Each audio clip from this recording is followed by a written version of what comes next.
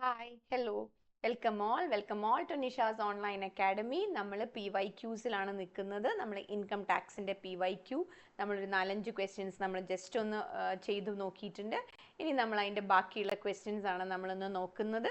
അപ്പോൾ എല്ലാവരും റെഡി ആയിട്ടിരിക്കുക, നന്നായി കേൾക്കുക. മനസ്സിലാവുന്നില്ല എന്നുണ്ടെങ്കിൽ ഏതെങ്കിലും ഒരു ഏരിയയിൽ മനസ്സിലാവായോ എന്തെങ്കിലും അഭിപ്രായങ്ങളൊക്കെ ഉണ്ടെന്നുണ്ടെങ്കിൽ കമൻറ്റ് ബോക്സിൽ പറയാൻ മടിക്കരുത്. ഓക്കെ, സോ നമ്മളിന്ന് നോക്കുന്നത് what are the different taxes in GST system എന്നുള്ളതാണ്. GST സിസ്റ്റത്തിൽ എന്തൊക്കെ ടാക്സേഷൻ സിസ്റ്റം ഉണ്ട് ഉടനെ എഴുതുക നിങ്ങൾ. CGST, SGST, IGST. എന്തായിരിക്കും CGST? സെൻട്രൽ GSTനെയാണ് CGST എന്ന് പറയുന്നത്. സ്റ്റേറ്റ് GST ആണ് SGST. ഇൻ്റഗ്രേറ്റഡ്, അതായത് രണ്ട് ഇൻ്റർസ്റ്റേറ്റ് ട്രാൻസാക്ഷൻസ് വരുമ്പോഴാണ് IGST വരിക. ഓക്കെ, അപ്പോൾ നമ്മൾ ബില്ലിലൊക്കെ കാണാം 18% സ്പ്ലിറ്റ് ചെയ്യും, 9% സ്റ്റേറ്റിലേക്കും പോവും, 9% ഏതിലേക്കും പോവും? സെൻട്രലിലേക്ക് പോവും. ക്ലിയർ അല്ലേ? ഇനി നെക്സ്റ്റ് എന്താണ് മാർജിനൽ റിലീഫ് എന്നാണ് അടുത്തൊരു ക്വസ്റ്റ്യൻ ചോദിച്ചത്. മാർജിനൽ റിലീഫ് മാർജിനൽ എന്ന് പറഞ്ഞപ്പോൾ എന്താ? സ്മോൾ, ചെറിയൊരു റിലീഫ്, ആശ്വാസം. മാർജിനൽ റിലീഫ് എന്താണ്? മാർജിനൽ റിലീഫ് അതായത് ചിലവരുടെ ഇൻകം ഇപ്പോൾ 50 lakh വരെയുള്ള ഇൻകത്തിന് സർചാർജ് ഇല്ല. 50 ഓൾഡ് റെജിമിൽ 50 lakhന് മുകളിൽ നമ്മുടെ ഇൻകം വരികയാണെങ്കിൽ നമുക്കൊരു 10% സർചാർജ് വരും. 50 ലക്ഷത്തിൻ്റെ 10% സർചാർജ് എന്നൊക്കെ പറഞ്ഞാൽ 5 ലക്ഷം രൂപയായി. അപ്പോൾ ഒരു വ്യക്തിയുടെ ഇൻകം 5,40,000 ആണെന്ന് വിചാരിച്ചോളൂ. 5,04,000 അപ്പോൾ ഒരു 4,000 രൂപ 50,04,000. അപ്പോൾ ഒരു 4,000 രൂപ അധികം പോയി എന്ന് പറഞ്ഞതുകൊണ്ട് ഇയാൾക്ക് എന്തടക്കേണ്ടി വരികയാണ്? സർചാർജ്. അതൊരു ഇതിൽ അപ്പോൾ അയാൾക്ക് ഇൻകം ടാക്സ് ഡിപ്പാർട്ട്മെൻറ്റ് ഒരു മാർജിനൽ റിലീഫ് കൊടുക്കും. നമ്മൾ അടയ്ക്കുന്ന ടാക്സും നമ്മുടെ എക്സസ് എമൗണ്ട്, അവിടെ ഒരു 4,000 എക്സസ് ഉള്ളൂ, ആ എക്സസും നമ്മുടെ ടാക്സ് പേയബിൾ വരുന്ന ഒരു ഡിഫറൻസ് ഉണ്ട്. അത് ടാക്സ് നമ്മുടെ എക്സസിനെക്കാട്ടിലും വളരെ കൂടുതലാണ് എന്നുണ്ടെങ്കിൽ ആ എക്സസ് ഇൻകം നമുക്ക് എന്ത് ചെയ്ത് തരും? മൈനസ് ചെയ്ത് തരും. ടാക്സ് പേയബിളിന് മൈനസ് ചെയ്ത് തരും എന്നുള്ളതാണ്. സോ അതാണ് മാർജിനൽ റിലീഫ് എന്ന് പറയുന്നത്.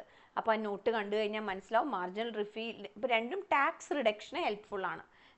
നല്ലൊരു സാധനമാണ്. നമുക്ക് ടാക്സ് റിഡക്ഷൻ കുറഞ്ഞു കിട്ടും. കാരണം ഒരു സഡൻ ഇൻക്രീസ്, ഒരു ടാക്സ് ഡ്യൂവിൽ ഒരു സഡൻ ഇൻക്രീസ് ഇല്ലാതെ ഒഴിവാകാം. 50-4 കൂടി എന്ന് പറയുന്ന ആ സഡൻ ഇൻക്രീസ് എന്ത് ചെയ്തു പോവാം? ഒഴിവായി പോവും എന്നുള്ളതാണ്. പിന്നെ what are the ways of collecting income tax? അടുത്ത ചോദ്യമാണ്. എങ്ങനെയൊക്കെയാണ് ഇൻകം ടാക്സ് കളക്ട് ചെയ്യാൻ പറ്റുക? ഒന്ന്, നമ്മൾ നേരത്തെ ഇതേ ക്വസ്റ്റ്യൻ പേപ്പറിൻ്റെ നേരത്തെ അഡ്വാൻസ് ടാക്സ് പറഞ്ഞു അല്ലേ? ഏതൊരു വ്യക്തിയാണോ അവരുടെ ടാക്സ് എത്ര 10,000-ൽ മുകളിൽ അടയ്ക്കേണ്ടി വരുന്നത് അവരെന്ത് കൊടുക്കണം? അഡ്വാൻസ് ആയിട്ട് തന്നെ ടാക്സ് അടയ്ക്കണം. ഓക്കെ, നമ്മൾ അടയ്ക്കേണ്ട tax liability, if the tax liability is more than 10,000 വരികയാണെങ്കിൽ will have to pay advance tax. അപ്പോൾ അഡ്വാൻസ് ടാക്സ് വഴിയാണ് ഒന്ന് ടാക്സ് കളക്ട് ചെയ്യുന്നത്. പിന്നെ വേറെ ഒന്ന് TDS. ഇപ്പം നമ്മുടെ എംപ്ലോയർ ചിലപ്പോൾ നമ്മുടെ ടാക്സ് എന്ത് ചെയ്തിട്ടുണ്ടാവും? കട്ട് ചെയ്തിട്ട് ഇൻകം ടാക്സിന് അടച്ചിട്ടുണ്ടാവും. സോ TDS വഴി കിട്ടും. ഇനി ഞാൻ തന്നെ എൻ്റെ ഇൻകം റിട്ടേൺസ് ഡിപ്പാർട്ട്മെൻറ്റിലേക്ക് നേരിട്ട് പോർട്ടൽ വഴി കൊടുത്താൽ അത് സെൽഫ് അസസ്മെൻറ്റ് എന്ന് പറയും. ഞാനൊന്നും കൊടുക്കുന്നില്ല എന്നുണ്ടെങ്കിൽ ഇൻകം ടാക്സ് അതോറിറ്റീസ് എന്നെ അസസ് ചെയ്തോളും. അത് റെഗുലർ അസസ്മെൻറ്റ്. അപ്പോൾ അഡ്വാൻസ് ടാക്സ് വഴി കിട്ടും, TDS വഴി കിട്ടും, സെൽഫ് അസസ്മെൻറ്റ് വഴി കിട്ടും, അതേപോലെ റെഗുലർ അസസ്മെൻറ്റ് വഴിയും നമുക്ക് എന്ത് ചെയ്യാം? നമുക്ക് നമ്മുടെ പേയ്മെൻറ്റ് നടത്താം. ഓക്കെ, GST രജിസ്ട്രേഷൻ ക്യാൻസലേഷന് പ്രൊവിഷൻ ഉണ്ടോ? അറിയണമല്ലോ. GST രജിസ്ട്രേഷൻ നമ്മുടെ ചിലപ്പോൾ ക്യാൻസൽ ചെയ്ത് പോവാം. എപ്പോഴാണ് ക്യാൻസൽ ചെയ്ത് പോവുക? നമ്മൾ എന്തെങ്കിലും ഫ്രോഡോ മിസ്റെപ്രസെൻറ്റേഷൻസോ നടത്തുകയാണെന്നുണ്ടെങ്കിൽ ക്യാൻസൽ ആവും. നമ്മൾ നമ്മുടെ ബിസിനസ് ഡിസ്കണ്ടിന്യൂ ചെയ്താലും മതി, GST രജിസ്ട്രേഷൻ ക്യാൻസൽ ആവും. ഇനി അതെല്ലാം നമ്മൾ ഡോക്യുമെൻറ്റ്സോ റിട്ടേൺസോ ഫയൽ ചെയ്യുന്ന സമയത്ത് കണ്ടിന്യൂസ്ലി നമ്മൾ ഫെയിലിയർ വരുത്തുകയാണെങ്കിൽ നമ്മുടെ GST രജിസ്ട്രേഷൻ എന്ത് ചെയ്യും? ഇത് പറഞ്ഞിട്ട് അവനവർ ഭീഷണിപ്പെടുത്തുക, റിട്ടേൺ ഫയൽ ചെയ്തിട്ടില്ലെങ്കിൽ രജിസ്ട്രേഷൻ ക്യാൻസൽ ആവും. പിന്നെ അതിൻ്റെ പ്രൊസീജിയേഴ്സ് മുഴുവൻ ചെയ്യാൻ നിൽക്കണ്ടേ? അപ്പോൾ ഫ്രോഡ്, മിസ്റെപ്രസെൻറ്റേഷൻ ചെയ്യുക, കൊടുക്കാതിരിക്കുക. അതേപോലെ തന്നെ നമ്മൾ ബിസിനസ് ഡിസ്കണ്ടിന്യൂ ചെയ്ത് കഴിഞ്ഞാൽ GST ഇത്. ഇൻപുട്ട് ടാക്സ് ക്രെഡിറ്റ് എന്താ? അതൊക്കെ GSTയിൽ വരുന്ന കേട്ടോ. ഇൻപുട്ട് ടാക്സ് ക്രെഡിറ്റ് എന്ന് പറയുന്നത് അതായത് നമ്മൾ പർച്ചേസസിൻ്റെ മുകളിൽ നമ്മൾ എന്തടച്ചിട്ടുണ്ടാവും? GST അടച്ചിട്ടുണ്ടാവും. സോ അതാണ് input tax credit. Means credit of the GST paid on purchases. മറക്കരുത്, ഇങ്ങനെയാണ് sentence. Credit of GST paid on purchases. ഇത് വളരെ യൂസ്ഫുൾ ആണ്. കാരണം GST പേയബിൾ ഓൺ സെയിൽസിന് ഇത് എന്ത് ചെയ്ത് കൊടുക്കും? അഡ്ജസ്റ്റ് ചെയ്ത് കൊടുക്കും, ഡബിൾ ടാക്സേഷൻ അവോയ്ഡ് ചെയ്യാൻ വേണ്ടിയിട്ട് എന്നുള്ളതാണ്. ഇനി what are the contents of a GST tax invoice? GST ബില്ലിൽ എന്തൊക്കെ കണ്ടൻസ് ഉണ്ടാവും? ഡീലറുടെ പേരുണ്ടാവും, അയാളുടെ GSTIN നമ്പർ ഉണ്ടാവും, അതേപോലെ ഡിസ്ക്രിപ്ഷൻ ഉണ്ടാവും, value of the goods of services and the rate of GST ഒക്കെ അതിൽ കൃത്യമായിട്ടുണ്ടാവും. ഇനി എന്താ TDS അണ്ടർ GST? GSTയിലെ TDS എന്താ? നമ്മൾ നേരത്തെ അവിടെ പറഞ്ഞു അല്ലേ, ഇൻപുട്ട് ടാക്സ് ക്രെഡിറ്റിനെ പറ്റിയിട്ടൊക്കെ നമ്മൾ സംസാരിച്ചു. അതായത് ഗവൺമെൻറ് ഡിപ്പാർട്ട്മെൻറ്റ്സോ നോട്ടിഫൈഡ് എൻറ്റിറ്റീസോ മേക്ക് പേയ്മെൻറ്റ് ടു സപ്ലയേഴ്സ്. അതായത് GST TDS on GST applied ആവുന്നത് ഗവൺമെൻറ് ഡിപ്പാർട്ട്മെൻറ്റോ അല്ലെങ്കിൽ നോട്ടിഫൈഡ് ഡിപ്പാർട്ട്മെൻറ്റ്സിനോ എൻറ്റിറ്റീസ് മേക്ക് പേയ്മെൻറ്റ്. അതും എത്ര? 2.5 lakhsന് മുകളിൽ അവർക്ക് കൊടുക്കാൻ വന്നാൽ 1% ഓഫ് CGST 1% ഓഫ് ഏതും വരും, SGST വരും.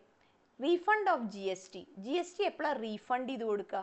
എക്സസ് പേയ്മെൻറ്റ് നമ്മൾ നടത്തിയിട്ടുണ്ടെങ്കിൽ എന്ത് കിട്ടും? റീഫണ്ട് കിട്ടും. അതേപോലെ ഇൻപുട്ട് ടാക്സ് ക്രെഡിറ്റ് നമ്മുടെ അഡ്ജസ്റ്റ് ചെയ്യാനുണ്ടെങ്കിൽ അപ്പോഴും റീഫണ്ട് കിട്ടും.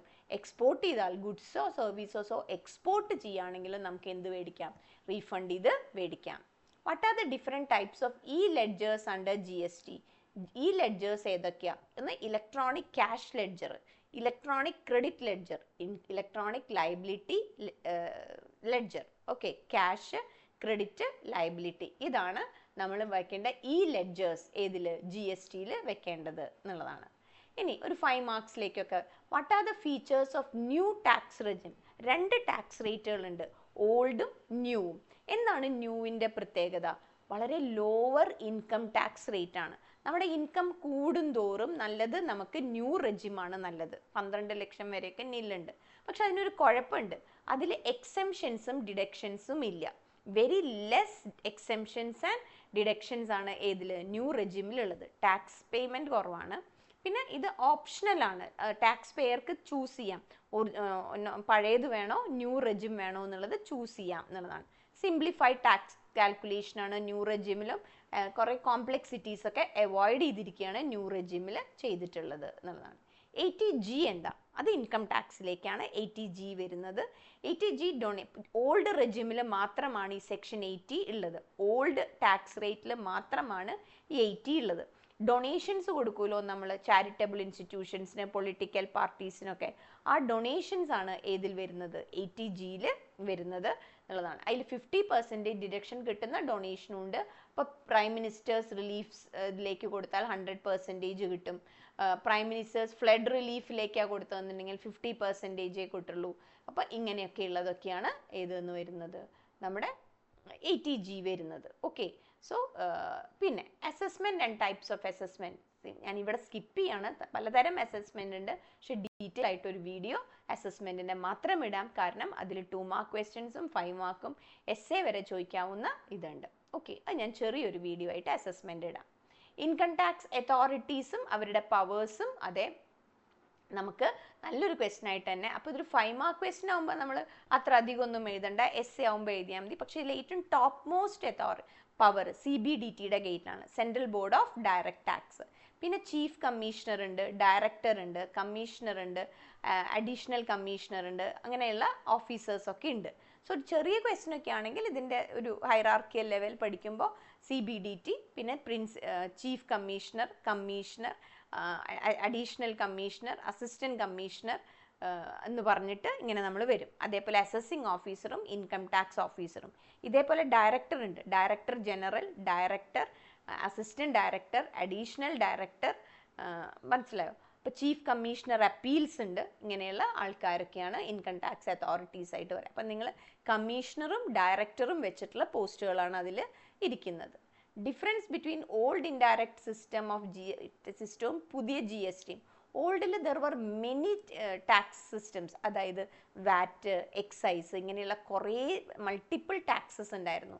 വൺ നേഷൻ വൺ ടാക്സ് എന്നുള്ള സിസ്റ്റത്തിലേക്ക് വന്നതാണ് GST എന്ന് പറയുന്നത്, സിംഗിൾ ഇൻ്റഗ്രേറ്റഡ് സിസ്റ്റം. പിന്നെ ഈ ഇൻപുട്ട് ടാക്സ് ക്രെഡിറ്റ് ഒക്കെ ഇതിൽ മാത്രമാണ്, GSTയിൽ മാത്രമാണ് കിട്ടാൻ തുടങ്ങിയിട്ടുള്ളത്. GST റിട്ടേൺസുകൾ പലതരം റിട്ടേൺസ് ഉണ്ട്. GSTR1 എന്ന് പറയുന്നത് ഔട്ട്വേർഡ് സപ്ലൈക്ക് കൊടുക്കുന്ന റിട്ടേൺ ആണ്. സമ്മറി റിട്ടേൺ ആണ് GSTR3Bയിലുള്ള.